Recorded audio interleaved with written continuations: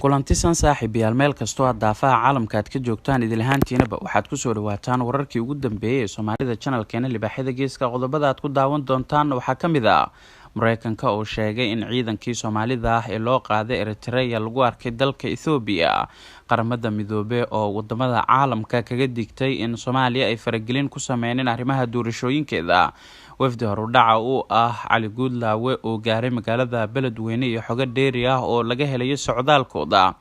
wararkii ugu dambeeyay khilaaf soo kala dhaxgalay Cumar Finish iyo Caana Boor ayaan idin soo gudbin doonaa saaxiibayaal daawadayaal intaas waxay ahaayeen qaar kamid ah qodobada aad kaga bogan doontaan tabinteena tooska wararkii ugu dambeeyay Soomaalida channelkeena libaaxyada geeska haddii aad nagu cusubtiin waxaynu idin ka codsanaynaa daawadayaal inaad subscribe-ka noo saartaan oo aad ka mid noqotaan bahda ku xiran wararka warbixinada muuqaalada sida joogtadana halkan ay nagu soo baahino noqo daawade qofka ugu horeeya ee xogaha wararkeena haynu ku bilaawno Mareykanka ayaa sheegay in ciidankii Soomaalida ahaa ee loo qaaday dalka Eritrea lagu arkay gudaha dalka Ethiopia Mareykanka waxa uu shaaciyay in askar ka tirsan ciidanka Soomaaliya ay u dirtay Eritrea ay gudaha u galeen dalka Ethiopia taasi oo hore ay u beenisay xukuumadda federaalka ah ee Soomaaliya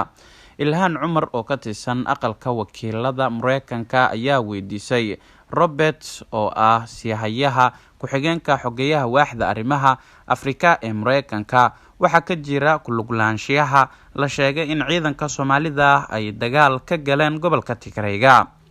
waxaana uu sheegay isla markaana uu ka jawaab celiyay su'aashan la weydiiyay isagoo oo jawaab celin dhiibay waxa uu yiri waxaan ka warqabnaa in ciidamo Soomaali ah ay joogaan gudaha dalka Ethiopia laakiin hadda ma xaqiijin karo in ay dagaalka ka qayb qaateen iyo in kale balse waan xaqiijinaynaa arintaas ayuu yiri Ilhaan Cumar ayaa mar kale weydiisay sababta ay ciidamada Soomaalida u joogaan Ethiopia waxa uu ku jawaabay waxaan rumeysanahay in ciidankaasi ay yihiin kuwa Soomaali ay tababar ugu dirtay Eritrea kadib heshiis dhexmaray labada dawladood warbixin dhawaan ka soo baxday hay'adda xuquuqda aadanaha u qaabilsan qaramada midoobe ayaa lagu sheegay in ciidamo ka socday Soomaaliya oo tababar u joogay saldhig military oo ku yaala dalka Eritrea ay suurtagal tahay inay ka qayb qaateen dagaalkii ka socday gobolka Tigreega ee waqooyiga dalka Ethiopia qaramada midoobe waxa ay sheegtay inay soo gaareen warar sheegaya in ciidamo Soomaali ah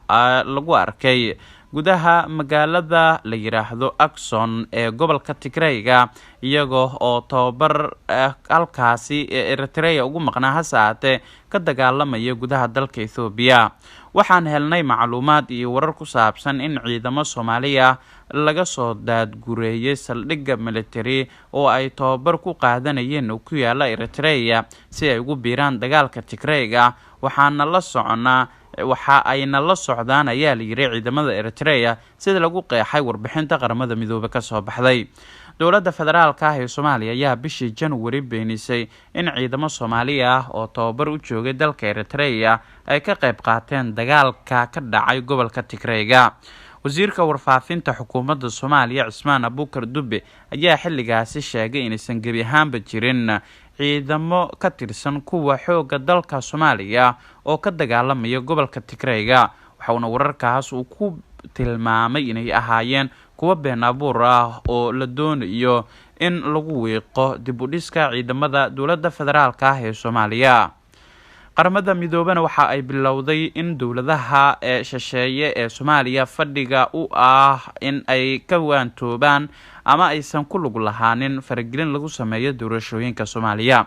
ergeyga gaarka ah ee qaramada midoobe u qaabilsan arrimaha Soomaaliya Ambassador James Swan ayaa booqasho ku tagay dalalka Imaaraadka Carabta Sacuudiga iyo dawladda dalka Kenya dawladahan ayuu kala hadlay inaysan faragelin ku sameynin howlaha doorashooyinka Soomaaliya James Swan ayaa faray dawladaha Imaaraadka Sacuudiga iyo Kenya inaysan ku kadsoomin faragelin ay ku sameeyaan howlaha doorashooyinka Soomaaliya fariintan ayaa ahayd mid dawladda federaalka Soomaaliya Swan ay ugu dhiibtay dawladahan oo la aaminsan yahay in faragelin xoogan oo dhinaca siyaasadda Soomaaliya sanadii ugu dambeeyay ay ku hayeen si gaar ah Imaaraadka iyo sidoo kale Kenya waxaa fariimahan loo diray ay muujinayaan heerka awoodda diblomaasiyadeed ee Soomaaliya ay gaartay ila diblomaasiyadeed ayaa u xaqiijiyay libaaxyada geeska haddii dowladahan ay isku dayaan in faragelin ay ku sameeyaan howlaha doorashooyinka Soomaaliya inay wajihi doonaan cadaadis xoogan oo qaramada midoobe kaga imaan doona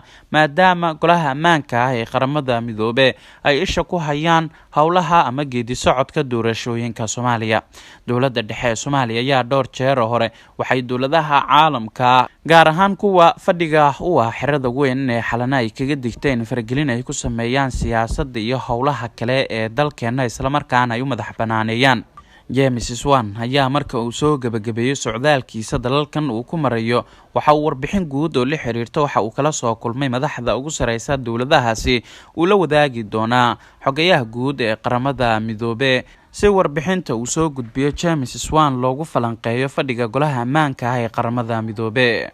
markan haddii aynu eegnana Cali Guudlaawe ayaa wafdi horudhac u ah waxa ay gaareen magaalada Beledweyne ee xarunta gobolka Hiiraan sida wararku ay cadeynayaan. sida inoo xaqiijiyeen mas'uuliin ka tirsan maamulka Hirshabelle waxaa magaalada Beledweyne safar aan la sii shaacin ku tagay xubno wasiiro iyo xildhibaano iyo saraakiil ka tirsan xafiiska madaxweynaha dowlad goboleedka Hirshabelle. ujeedka socdaalka mas'uuliintan ayaa lagu sheegay in madaxweyne ku-xigeenka Hirshabelle ay u wadeen fariin ka timid madaxweyne Cali Guudlaawe iyo in uu soo hindheeyo ilaha dhaqaalaha ee magaalada iyo goobaha ugu amniga roon ee magaalada Beledweyne. si rasmi ah looma oga sababta ay u raadinayaan xaafadaha ugu amniga badan ee magaalada Beledweyne gaar ahaan aaga lagu tuhmayo inay tahay meelaha ugu amniga badan ee magaaladaasi. waxaase safarka xubnahan aan la wadaagin bahda warbaahinta hase haatee xogtan ayaa soo ifbaxaysa xilli Cali Guudlaawe uu ku soo wajahan yahay magaalada Muqdisho iyadoo qorshuhu yahay in uu gaaro magaalada Beledweyne ee xarunta gobolka Hiiraan halkaas oo fariisin uu generaalka jabhadka ee ka soo horjeestay in hogaanka Hirshabelle uu ku guuleystay Cali Guudlaawe ee Generaal Xuud. waxaase socdaalka Cali Guudlaawe magaalada Beledweyne xarunta gobolka Hiiraan sida wararku ay cadeynayaan ka shaqeynaya xubno ka mid ah dowladda federaalka ah ee Soomaaliya. ugu dambeyn markan haddii aynu eegnana khilaaf xoogan oo u dhaxeeya gudoomiyaha gobolka Cumar Finish iyo Caanaboore ayaa cirka isku sii shareeray sida xogta ay sheegayso. waxaa sii xoogeysanaya khilaaf muddooyinkii ugu dambeeyay u dhaxeeyay gudoomiyaha maamulka gobolka Banaadir ahna duqa Muqdisho Cumar Maxamuud Cumar Finish iyo ku-xigeenkiisa koobaad dhinaca maamulka iyo maaliyadda Cabduqaadir Maxamed Maxamuud Caanaboore kaasi oo ka dhashay muran dhinaca maaliyadda wararka aynu helayna ayaa tilmaamaya in murankan uu soo taagnaa muddo bilooyin uu salka ku hayo qaabka lacagta loogu bixinayo akoonka dowladda hoose ee laga furay bangiga sida gaarka loo leeyahay. inkastoo saxiixa lacagta la soo bixida iyo kuwa ay ku wada qoran yihiin labadan mas'uul haddana waxaa lacag kasta oo la soo bixinayo la socodsiinta warqadda ay ka soo baxaysa xafiiska gudoomiyaha iyadoo la'aantiisa aan lacag lagala bixi karin. arrintan ayaa sababtay in khilaaf xoogan uu soo kala dhex galo. waxaa guuldaraystay waan lagu doonayay in labadan gudoomiye xal dhexdooda la dhigo hase haatee waantaas ayaana waxaa waday mas'uuliyiin ka tirsan maamulka gobolka iyo xubno ka mid ah dowladda federaalka ah ee Soomaaliya. khilaafkan ayaa dibadda u soo baxay kadib markii muddo bilooyin la qarinayay hase haatee lama oga halka rasmiga ah uu ku dambeyn doono khilaafka maaliyadeed ee ka dhex taagan Cumar Finish iyo Caanaboore. saaxiibayaal daawadayaal wararkii ugu dambeeyay ee Soomaalida channelkeena libaaxyada geeska aad ka daawanayseen maanta oo Jimcaana waa inaga inta